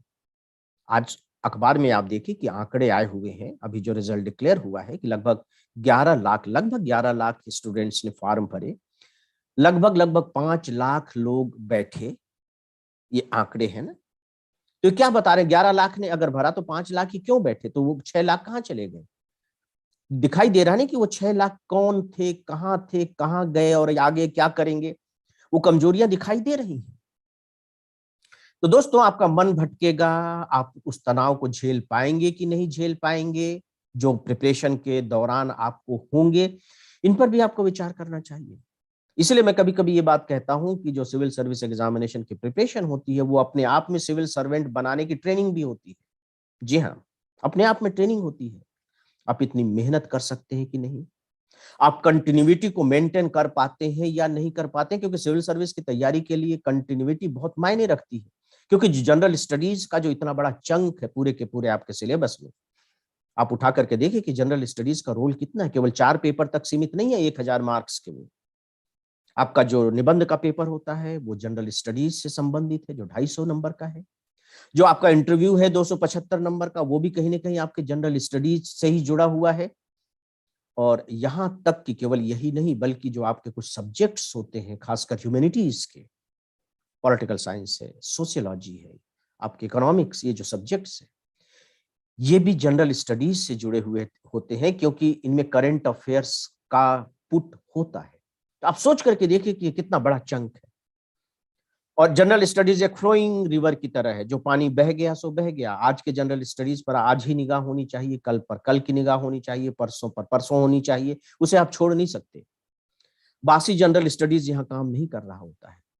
तो अगर आप कंटिन्यूटी को किसी भी वजह से नहीं निभा पा रहे, मैं वजह की बात नहीं कर रहा हूं, क्योंकि अगर आप वजह दे भी देंगे तो उससे क्या होगा मुझे बताइए। क्या यूपीएससी को लिख करके आएंगे कि सर ये वजह थी तो मैं कंटिन्यूटी को मेंटेन नहीं कर पाया? क्या होगा उससे?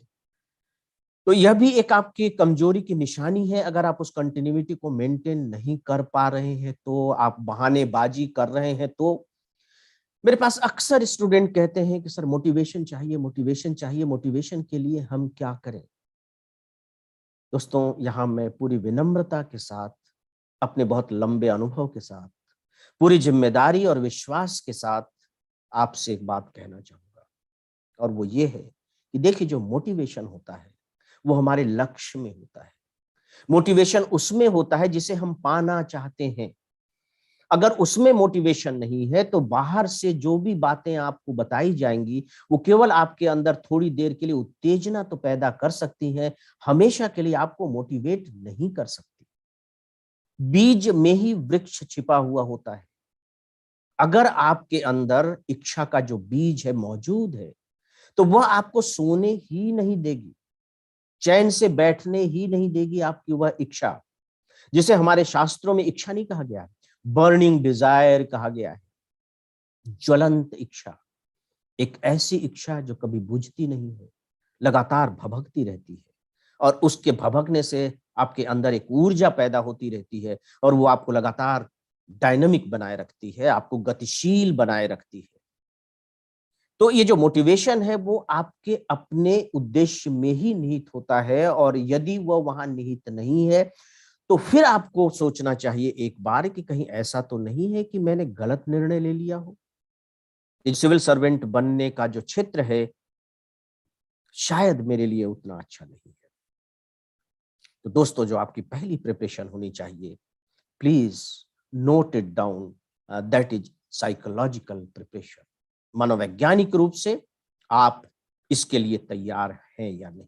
अगर आपको मेरी बात पर यकीन नहीं हो रहा हो तो आप खिलाड़ियों से मिलकर के पूछ लीजिए। अभी नीरज चोपड़ा जो हमारे ओलंपिक के गोल्ड मेडलिस्ट हैं, और जो दूसरे प्लेयर्स हैं, उनसे पूछिए कि ठीक है वो पहलवानी कर रहे हैं, वो भाला फेंक रहे हैं, वो हॉकी खेल रहे हैं, लेकिन क्या केवल खेलने के ट्रिक से वो जीत करके आ गए या कुछ और भी चीजें चाहिए? आप उनसे कभी पूछिए। उनके बहुत से प्रोग्राम्स आपको सुनने को मिलेंगे, देखने को मिलेंगे, आप देखिए और उनसे अपने जीवन के सूत्र निकालिए, और वो आईएएस की प्रिपरेशन में के लिए भी उतने ही जरूरी होंगे और उतने ही व्यावहारिक भी होंगे। अब मैं आपसे कुछ बातें स्पेशली प्रिपरेशन को लेकर के करना चाहूंगा, लेकिन इससे पहले एक छोटी सी बात, जो खासकर डॉक्टर धनीराम जी से जब मेरी बातचीत हुई थी तो उन्होंने सजेस्ट किया था, मॉडरेटर के लिए बात है कि उन्होंने कहा कि अगर कुछ समय तक बोलने के बाद, एड्रेस करने के बाद क्वेश्चन आंसर का कुछ छोटा सा सेशन रखा जाए, उसमें से 2-3 क्वेश्चंस पर अगर बात की जाए और फिर से मैं अपनी बात शुरू करूं तो शायद वो ज्यादा बेहतर हो सकता है। तो मॉडरेटर को अगर मेरी ये बात ठीक लग रही हो तो वो मुझे कुछ क्वेश्चंस दे सकती हैं, अदरवाइज फिर वो मुझे बताएं कि क्या मैं अपनी बात जारी रखूं। जी सर, एज पर जैसे आपको ठीक लगे वैसे कर लीजिए। अगर आप चाहते हैं कि आपके सामने समक्ष प्रश्न, स्टूडेंट ऐसा कर लो कि 2-3 क्वेश्चन जो आए हैं आपके पास में, क्योंकि उससे क्या होता है कि टू वे कम्युनिकेशन रहता है, तो उसमें एक अच्छा रहता है, और आपका भी सर को फिर पता चल जाएगा कि यंग माइंड जो है अब क्या चाह रहा है, तो उससे सर आपको ज्यादा मदद कर देंगे। तो उनका इशारा इस तरफ है। जी सर। सर, पहले मेरा ये प्रश्न है वो आपकी निजी जिंदगी से है कि अगर इंग्लिश में करना चाहें तो इंग्लिश में, if you're comfortable. So looking at your life, you face lots of hardships since your younger age, as you also worked when you were studying in high school. Becoming a professor was one of the stable job after so many hardships. So after getting a stable job, why did you choose for UPSC? जैसे कि हमारा विषय है why and how UPSC. So first question according to sir. देखिए, मैं 1980 के आसपास का व्यक्ति रहा हूँ, है ना, उस समय का स्टूडेंट रहा हूँ। उस समय के समाज में और अभी के समाज में बहुत बड़ा अंतर आ गया है। जब मैंने कॉलेज ज्वाइन किया तो डेफिनेटली मेरे लिए तो बहुत गर्व की बात थी, लेकिन सोसाइटी के लिए वो कोई बहुत गर्व की बात नहीं थी, वो कोई बहुत बड़ी बात नहीं थी। मतलब आप लोगों को शायद सुनकर के हंसी आएगी कि, और मैं कोई गलत के रूप में इसका इस्तेमाल नहीं कर रहा हूं, कि मेरे गांव के लोग, मेरे परिवार के लोग, भले ही मैं कॉलेज में लेक्चरर हुआ था, लेकिन कहते वो यही थे कि अच्छा गुरुजी हो गया है, मैं गुरुजी शब्द की कोई वो नहीं कर रहा हूँ, कोई आलोचना नहीं कर रहा हूँ, किसी छोटे रूप में नहीं देख रहा हूँ। इसका मतलब इमेज से है ना, कि अब उस समय कॉलेज की लेक्चररशिप को आप किस रूप में देखते थे। समाज में एडमिनिस्ट्रेटर का एक अलग रोल होता है, उससे अलग प्रतिष्ठा उसकी होती है, इमेज होती है, अधिकार होते हैं, और देखिए इनके प्रति आकर्षण होना बड़ा स्वाभाविक है, और खासकर जब आप उस उम्र में होते हैं।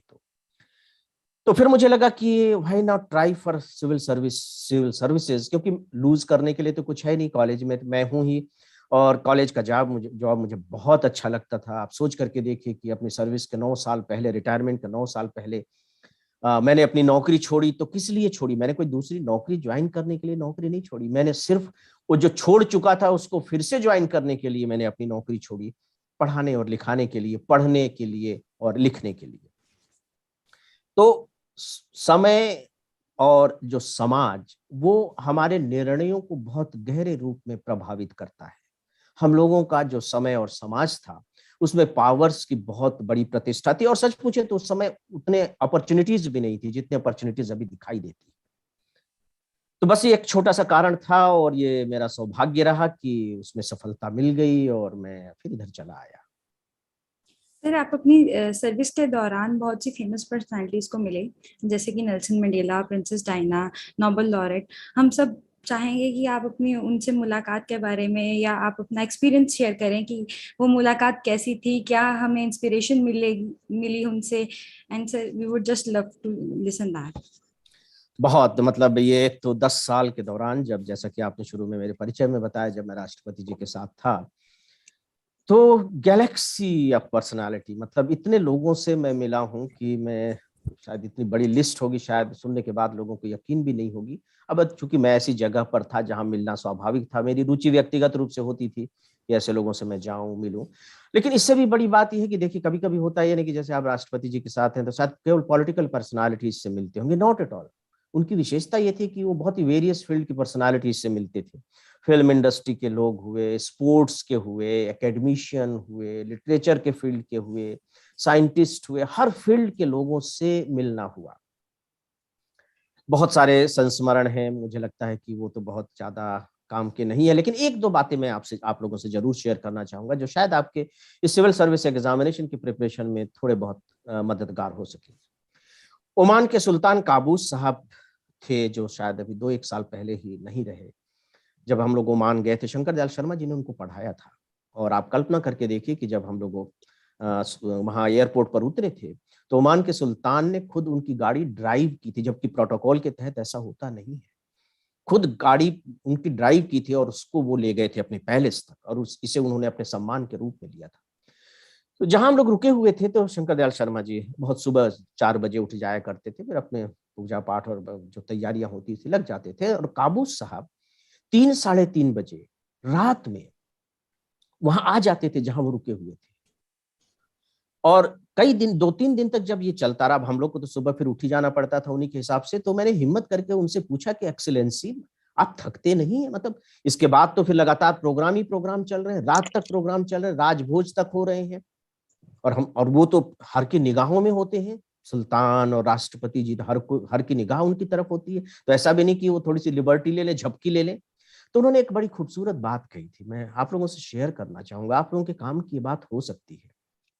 उन्होंने कहा था कि नहीं, मैं थकता नहीं हूं क्योंकि मैं सोचता ही नहीं। क्या खूबसूरत बात कही थी। कुछ ही शब्द हैं, लेकिन कमाल के शब्द हैं कि जब हम सोचते हैं कि हम थक गए हैं, तो डेफिनेटली हम थक जाते हैं।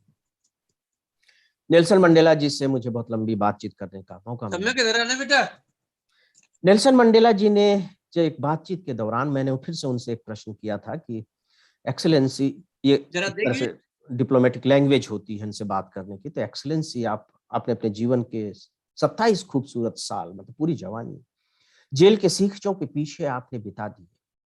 ऐसा कैसे पॉसिबल हुआ? कैसे पॉसिबल हुआ? आपने कैसे किया? उन्होंने भी बड़ा खूबसूरत मुस्कुराते हुए, बड़े भोले से चेहरे वाले थे, वो ऐसा लगता था जैसे आप किसी बच्चे से बात कर रहे हैं, और बड़े प्यारे।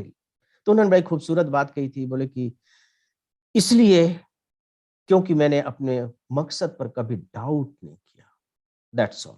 जैसे हम अपने मकसद पर डाउट करने लगते हैं, कमजोरियां घर करने लगती हैं, बहाने आने लगते हैं दिमाग में, और हम अपने उद्देश्य को छोड़ छाड़ करके अलग हो जाते हैं।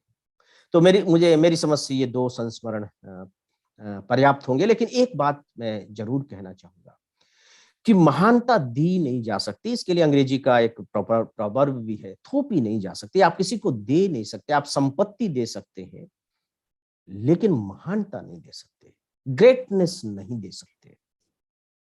और मैं जितने भी ग्रेट लोगों से मिला हूं, मैंने बहुत ही गहराई से, बहुत ही ईमानदारी के साथ, इमोशनल लेवल पर यह महसूस किया है कि वास्तव में वो इस महानता को डिजर्व करते थे, और उनकी ये जो डिजर्विंग क्वालिटी थी वो उनकी पर्सनालिटी और उनके थॉट्स में हुआ करती थी, और होती है, आगे भी होती रहेगी। मेरी समझ से शायद आपने जो भी प्रश्न किया है उसके उत्तर में इतनी बातें पर्याप्त होंगी। जी sir, thank you sir. Sir, मेरा अगला प्रश्न यूपीएससी से ही है कि जैसे कि यूपीएससी एग्जाम एक बहुत ही लंबा एग्जाम है, बहुत ही लॉन्ग टेन्योर का एग्जाम है। तो इस एग्जाम के ड्यूरिंग जो एक स्टूडेंट है वो नंबर्स ऑफ इमोशन से गुजरता है, लाइक डिमोटिवेशन हो गया, एंजाइटी, डिप्रेशन। सो सर, इस कई बार ऐसा भी होता है जो अपने सबसे करीब होते हैं वो ही हमको डिमोटिवेट करते हैं कि तुमसे ना हो पाएगा, ऐसे कैसे आईएएस बनोगे। सो सर, स्पेशली जब हम फर्स्ट अटेम्प्ट ना निकला, सेकंड अटेम्प्ट ना निकला, सो इस चीज से how to deal with these emotions और कंसिस्टेंट कैसे रहा जाए, क्योंकि कई बार बीच में ड्रॉप कर लेते हैं अपना प्लान यूपीएससी का। देखिए, क्या नाम है आपका जब क्वेश्चन पूछ रही हैं? वैष्णवी सर। वैष्णवी, आप अपने चारों तरफ कभी नजर डाल करके देखिए। अभी भोपाल से हमारी एक लड़की है जागृति अवस्थी, सेकंड रैंक आई है। फर्स्ट अटेम्प्ट में उनका प्री भी क्वालिफाई नहीं हुआ था, कितना डिमोटिवेटिंग रिजल्ट था।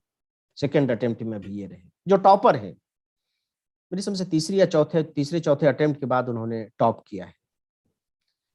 जब हम किसी भी सक्सेस या किसी भी जर्नी के प्रोसेस को जान लेते हैं, ये हमारी अज्ञानता के कारण होता है। जब हम प्रोसेस को जान लेते हैं तो हम उसे स्वीकार करने की स्थिति में आ जाते हैं।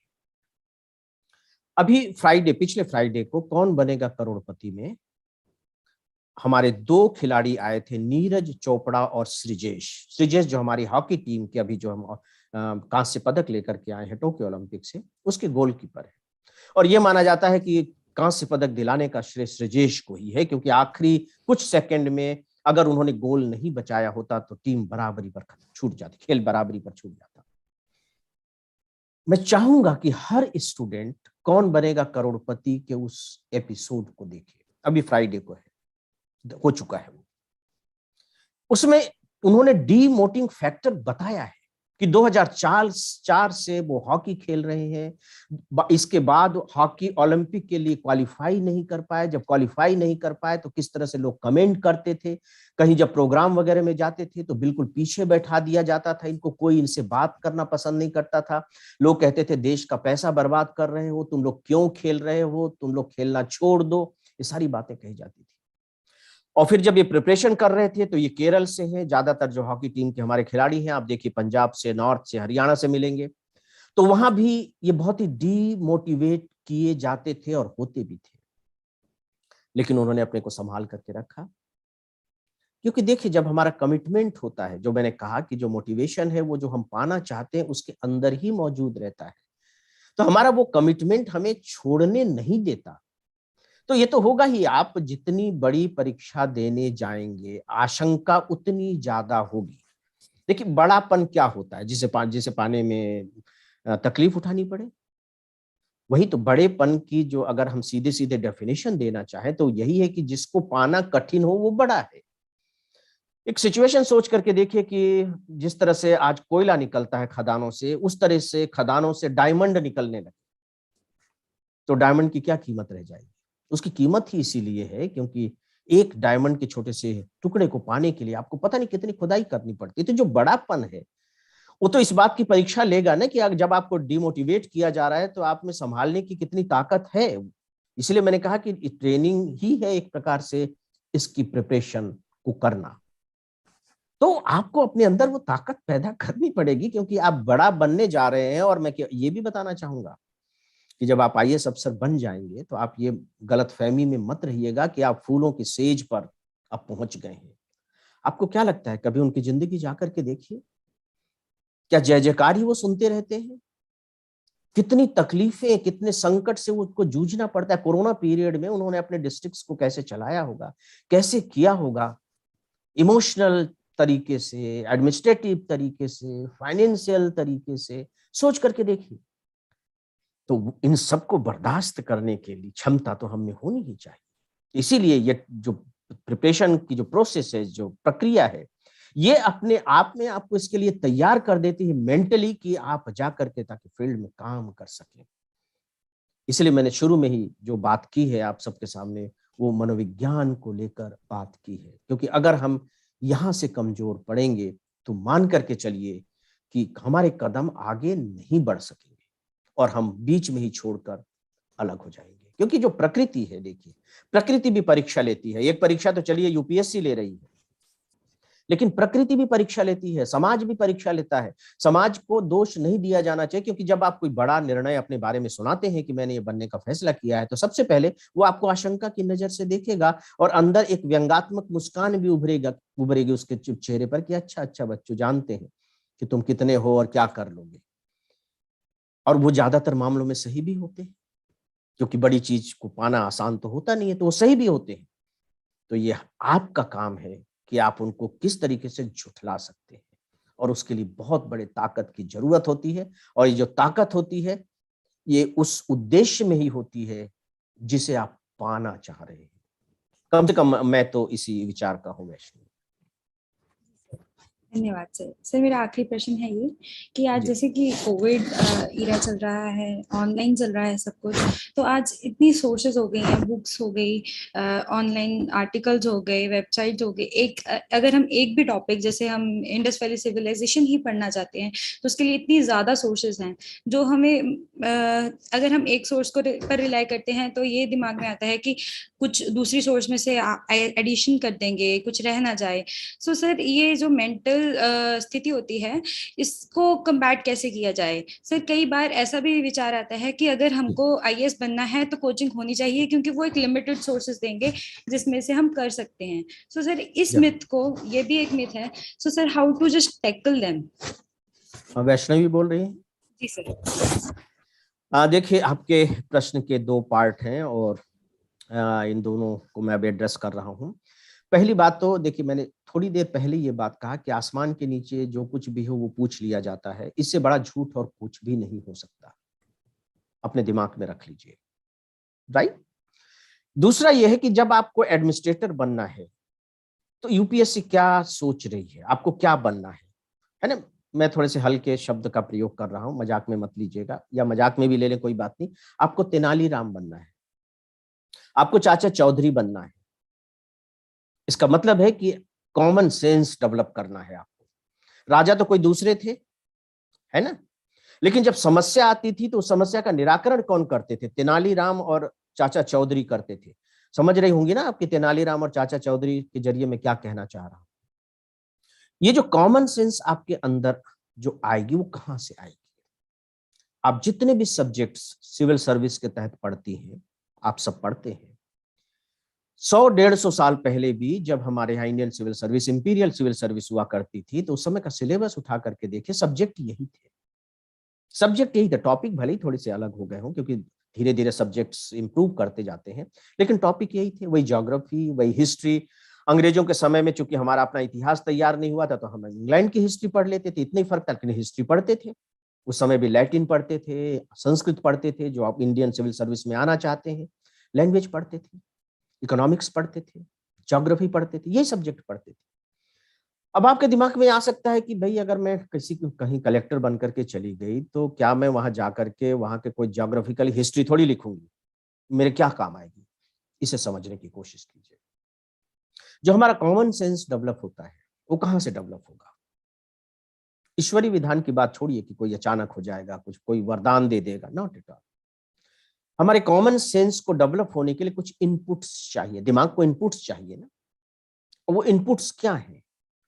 जो सब्जेक्ट सिविल सर्विस के अंतर्गत रखे गए हैं वो सब के सब सब्जेक्ट्स हमारे कॉमन सेंस को डेवलप करने वाले इनपुट्स हैं। जैसे मान लीजिए कि आप एक कलेक्टर के रूप में किसी डिस्ट्रिक्ट में जाती हैं, आपको योजना बनानी होगी। मान लीजिए आप योजना कैसे बनाएंगी जब तक कि आप अपने जिले के इतिहास को नहीं जानती हैं, वहां की ज्योग्राफी को नहीं जानती हैं, वहां की इकोनॉमी को नहीं जानती हैं, कैसे आप वहां के लिए प्लान बना पाएंगे। ये सब हम जब निर्णय लेते हैं प्रशासक के रूप में तो हमारे बहुत काम के मददगार होते हैं ये जितने भी विषय हैं। तो आपको इन विषयों का बहुत एक्सपर्ट नहीं होना है, प्लीज नोट इट डाउन। शब्द है general studies, not specific studies. और जो स्पेसिफिक स्टडीज है होती है उसके लिए आपको अलग से एक ऑप्शनल सब्जेक्ट दिया हुआ है, उसमें स्पेसिफिक स्टडीज की जरूरत है।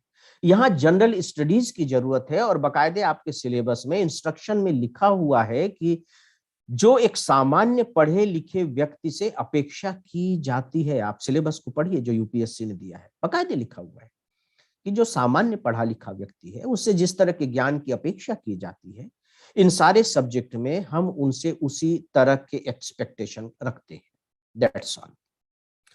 लेकिन अगर कोई दिमाग में पाल ले, जैसे आपने इंडस वैली सिविलाइजेशन की बात कही, क्या पूछा जाएगा? आपने जो अपना प्रश्न रखा है, मैं आपको एक होमवर्क देता हूं, प्लीज डू इट। पिछले 10 साल के क्वेश्चन पेपर उठाइए, इंडस वैली सिविलाइजेशन पर 10 सालों में जो क्वेश्चन पूछे गए हों उन्हें इकट्ठे कीजिए और फिर जानने की कोशिश कीजिए कि अगर मैंने इंडस वैली सिविलाइजेशन पर किसी कोई ऑनलाइन एक लेक्चर सुन लिया या किसी हिस्ट्री की किताब से इस चैप्टर को पढ़ लिया तो मैं इसे सॉल्व कर पाऊंगी कि नहीं कर पाऊंगी। अब सॉल्व कर लेंगे। हो सकता है कि आप डायरेक्ट सॉल्व न कर पाए, लेकिन अगर आपने उस टॉपिक को थोड़े से अच्छे से पढ़ा है तो आप विश्वास कीजिए कि आप सही सही उत्तर लिख आएंगे, कहीं कोई मुश्किल नहीं होगी। इसीलिए एक बात मैं कहना चाहूंगा, बहुत अच्छा आपने प्रश्न किया है कि आप आतंकित मत हो, प्लीज टेरराइज मत होइए। कुछ भी पूछ लिया जाएगा, इतनी सारी किताबें पढ़ लो, इतने सारे मैगजीन्स पढ़ लो, इतने सारे न्यूज़पेपर्स में से पढ़ लो, नॉट एट ऑल। थोड़ी सी चीजों का चयन कीजिए जो यूपीएससी ने बता रखी है और उन थोड़ी सी चीजों को ज्यादा से ज्यादा पढ़िए, उन पर कमांड बनाइए। अगर आप यह इजाजत दें तो मैं थोड़ी सी एक बात और कहना चाहूंगा जो शायद आपको यहां मदद कर सके कि यूपीएससी की तैयारी की जो प्रोसेस होती है, जो स्टेजेज होते हैं, वो क्या होते हैं। सबसे फर्स्ट स्टेज है अंडरस्टैंडिंग, समझ, यानी कि जो कुछ भी आप पढ़ रहे हैं उसकी आप में समझ होनी चाहिए। इंडस वैली सिविलाइजेशन का एक बेसिक कैरेक्टर है urbanisation.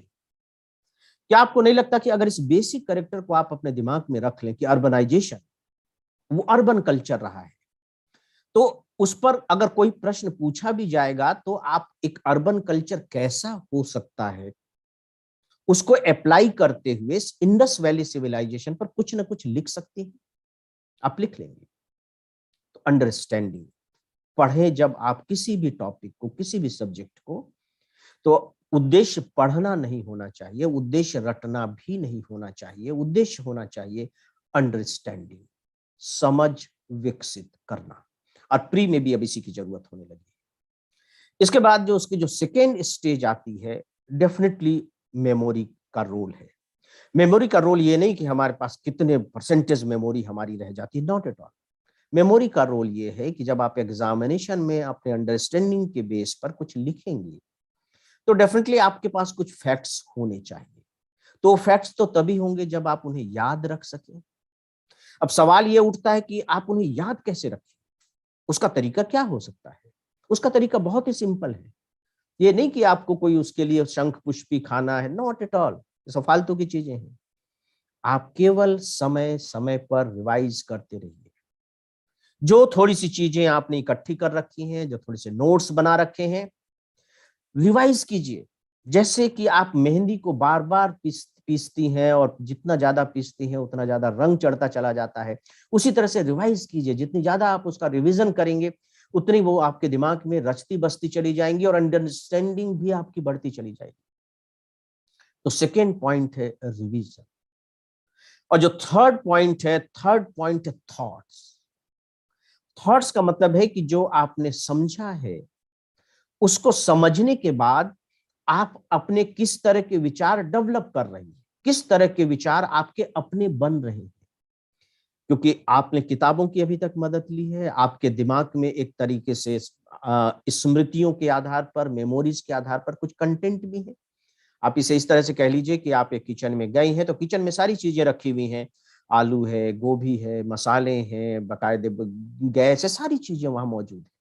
Now you have to cook. Cooking capacity होनी चाहिए। इसे ही मैंने कहा है विचार, कि जो भी थॉट्स आप बना सकती हैं अपनी तरफ से, आप अपने थॉट्स देने की स्थिति में आइए। क्योंकि एज एन एडमिनिस्ट्रेटर आपके वहां अपने विचार होने चाहिए। आप लोगों की मीटिंग लेंगी तो वहां आपको कुछ ना कुछ तो अपनी तरफ से बताना पड़ेगा ना, कि हमारी रिक्वायरमेंट ये है, हमारे लीडर्स ये चाहते हैं, हमारे डिस्ट्रिक्ट के लोग ये चाहते हैं, और इसको ऐसे किया जा सकता है। हर टॉपिक पर आपके अपने थॉट्स होने चाहिए। और जो लास्ट है, जिस पर लोग कभी ध्यान नहीं देते, या बहुत कम लोग ध्यान देते हैं, और जो लोग ध्यान देते हैं वही लोग हैं जो मेरिट लिस्ट में स्थान पाते हैं, वो है लैंग्वेज, जिसे आप एक्सप्रेशन कह सकते हैं, अभिव्यक्ति। क्योंकि ठीक है, आपके दिमाग में तो सारी चीजें हैं, लेकिन एग्जामिनर तक उसे ट्रांसपोर्ट कौन करेगा, एग्जामिनर तक पहुंचाएगा कौन उसे। मेरे अंदर बहुत अच्छे विचार हो सकते हैं, मेरे पास कंटेंट बहुत अच्छे हैं, लेकिन ये फायदा तो मुझे तभी पहुंचा सकते हैं जब वो एग्जामिनर तक जाएं। तो मैं भाषा के ही माध्यम से अपने इन थॉट्स को एग्जामिनर तक पहुंचाता हूं, और फिर एग्जामिनर इवेल्युएट करता है मेरा, और मुझे उतने मार्क्स देता है। तो देखिए, ये 4 प्रोसेस है प्रिपरेशन करने की। इसे मैंने दूसरे शब्दों में आपके सामने रखा है। फर्स्ट है understanding, not study, understanding. Second है मेमोरी। थर्ड है थॉट्स, जब आप उस पर विचार करेंगे, उस पर डिस्कस करेंगे तो आपके थॉट्स बनेंगे। और लास्ट है एक्सप्रेशन, जिसके जरिए आप रिटन एग्जामिनेशन में एग्जामिनर तक अपनी बात पहुंचाएंगे, और इंटरव्यू बोर्ड में अपने वर्ड्स के जरिए वोकल तरीके से उनके सामने अपने थॉट्स को रखेंगे। बात खत्म हो गई। तो हमारी तैयारी का जो तरीका है, डेफिनेटली वो सिविल सर्विस के लिए वही तरीका नहीं काम आ सकता जो हम अभी तक करते रहे हैं। ज्यादातर यूनिवर्सिटीज और कॉलेजेस की मैं बात कर रहा हूँ। कुछ यूनिवर्सिटीज और कॉलेजेस ऐसे हैं जो बिल्कुल इसी पैटर्न पर स्टूडेंट्स को डेवलप कर रहे होते हैं, तो उन स्टूडेंट्स के लिए रास्ता बहुत आसान हो जाता है। और सच पूछिए तो ऐसे कॉलेजेस और यूनिवर्सिटीज के स्टूडेंट्स की संख्या भी मेरिट लिस्ट में सबसे ज्यादा होती है। ये बहुत ही ऑब्वियस है। यहाँ कोई भी बहुत बड़ा क्वांटम फिजिक्स नहीं है, कोई भी बहुत रहस्य नहीं है, कुछ भी नहीं है। बिल्कुल साइंस की तरह चीजें स्पष्ट हैं, बशर्ते कि हम इन्हें जानते हों, जानने के बाद इन्हें मानते हों, और मानने के बाद इन पर काम करने को तैयार हो। तो मुझे नहीं लगता कि ये कोई बहुत ऐसी चढ़ाई है जो चढ़ी नहीं जा सकती। जी, मेरी बात पूरी हो गई। सर, क्या आप अपना सेशन कंटिन्यू करना चाहेंगे प्रिपरेशन का? जी, You said you want to continue your session of the preparation. मुझे लगता है कि यदि डेफिनेटली, चूंकि उनके प्रोग्राम्स पहले से फिक्स होंगे, जी सर, गेस्ट स्पीकर होंगे, बेहतर होगा कि अगर उनका समय हो गया है ना, तो उनको लाया जाए। और मुझे जितनी बात कहनी थी लगभग मुझे लगता है कि काफी कुछ मैंने कर भी ली है। लेकिन ये तो हरि अनंत, हरि कथा अनंता होती है, इसके लिए तो कितनी भी बात की जा सकती है। लेकिन एक बात मैं यहाँ जरूर कहना चाहूंगा, या आपने कोचिंग की भी बात कही थी, थोड़ा सा मैं उसमें ऐड करना चाहूंगा कि मेरा अब तक का ऐसा अनुभव रहा है कि स्टूडेंट्स में वो क्षमता नहीं होती कि बिना गाइडेंस के वो सही मायने में सही रास्ते पर चल सके। ऐसी स्थिति पर डेफिनेटली जो गाइडेंस है वो काम आती है। हाँ, उस गाइडेंस से जो स्टूडेंट है वो कितना लाभ उठा पाता है, क्योंकि अगर कोई गाइडेंस दे रहा है तो इसका मतलब ये नहीं है कि वो आईएएस बनाने की कोई गारंटी दे रहा है। अब स्टूडेंट के ऊपर है कि वह इसका कितना लाभ उठा सकता है, कितना फायदा इससे ले सकता है।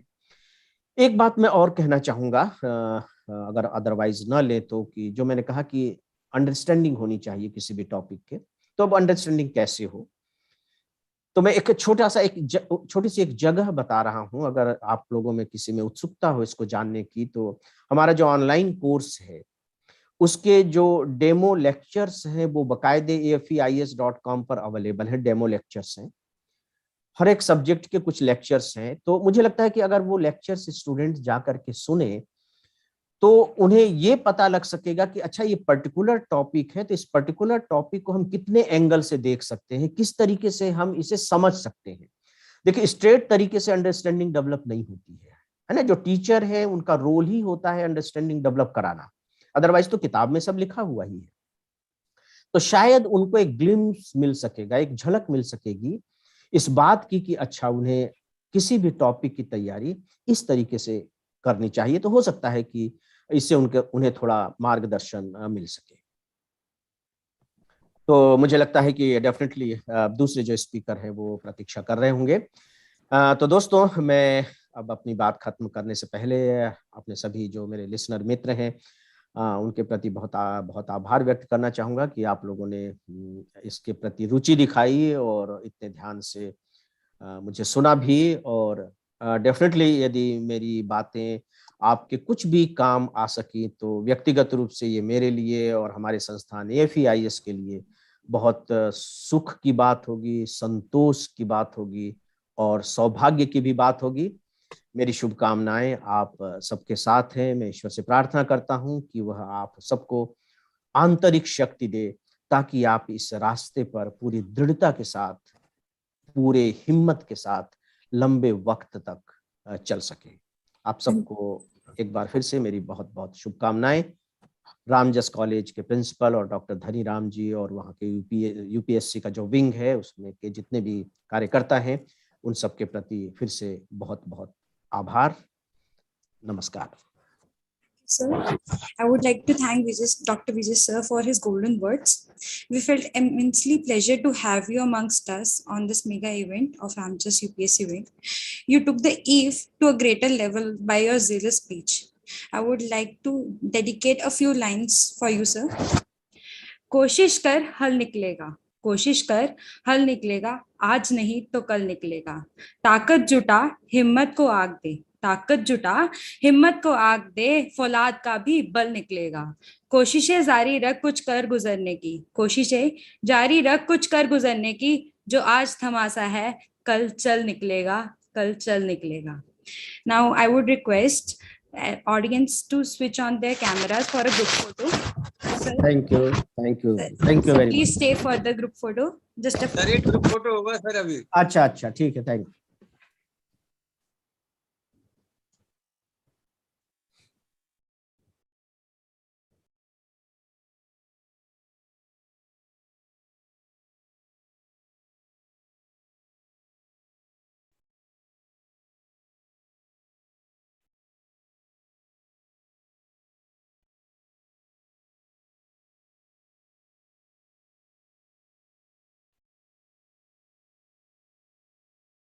Is it done?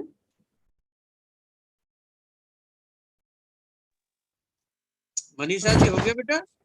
जी हो गया sir. Thank you very much Shri sir presence में विजय हमारे कुमार इवेंट में। अग्रवाल।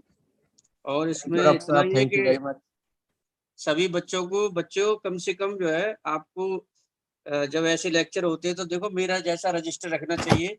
और मेरे रजिस्टर में सर एक चीज लिखी हुई है कि नथिंग इज इम्पॉसिबल। तो मैं जब भी इसको अपने साथ रखता हूँ या इन सब का, तो मैं बच्चों से ये जरूर कहना चाहूंगा कि आपकी सारी की सारी जो चीजें निर्भर करती हैं वो इस बात पर निर्भर करती है कि आपका थॉट प्रोसेस क्या है। तो थॉट प्रोसेस बनाने के लिए आपकी अंडरस्टैंडिंग जरूरी है।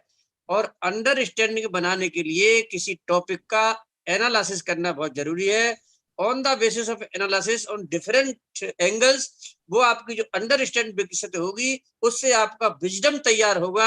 और जिस बच्चे का विजडम जितना अच्छा तैयार होगा यूपीएससी के लिए उतना ही अच्छा बच्चा बनेगा। इन्हीं मंगल शब्दों के साथ सब बच्चों को भी प्यार भरा आशीष। सर को नमस्कार।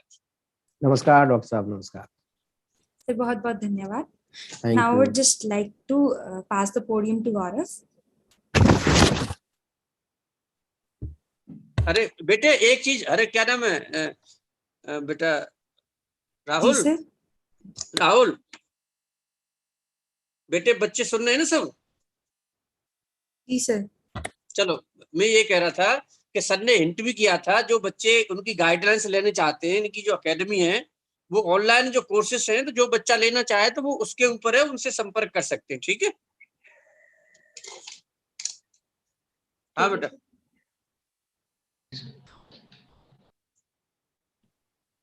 राहुल स्टार्ट करो बेटा, क्या कह रहे हो?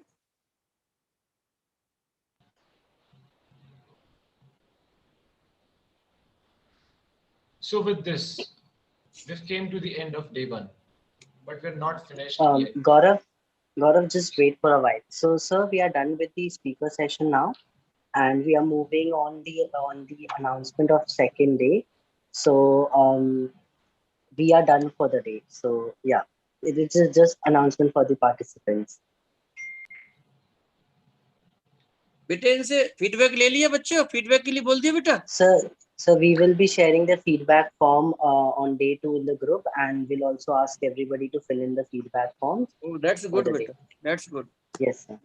Because as per the guidelines and as per the standard practice, we need to the feedback of the students, so that if need, then we can also improve, and it is good for all students and teachers.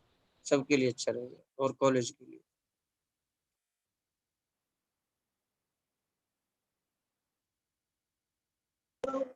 Gaurav, go ahead. Okay. So with this, we've came to the end of day 1, but we're not finished yet. Participants registered for the quiz shall leave and join the other meeting. Yes, guys, you heard it right. We are conducting a quiz competition, and it shall begin in few minutes. Now I shall pass mic to Rohini to give you more brief about the quiz. Rohini, give you.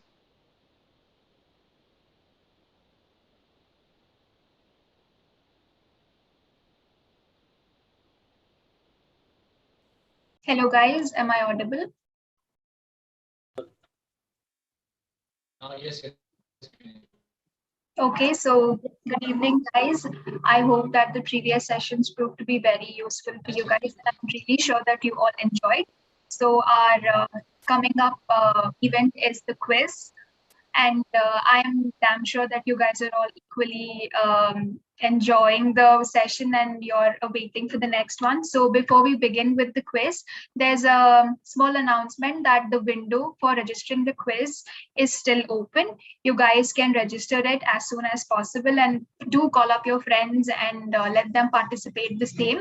And we do have exciting cash prizes of 3,000. Yes, you heard me right, it's 3,000, and there's a registration fee for the same too. So please guys, pull up your socks and do register for the same. It's going to be a nail biting session. I hope you all have fun. We'll be soon sharing the same link in the chat box. Do join the meet ASAP. I hope the link has been shared. Could you please let me know, Rahul? Yeah, we are sharing the link in the chat box, and yeah. Yes guys, please do check out the links being shared. We'll soon meet you in the Google Meet, and I hope everyone makes it on time.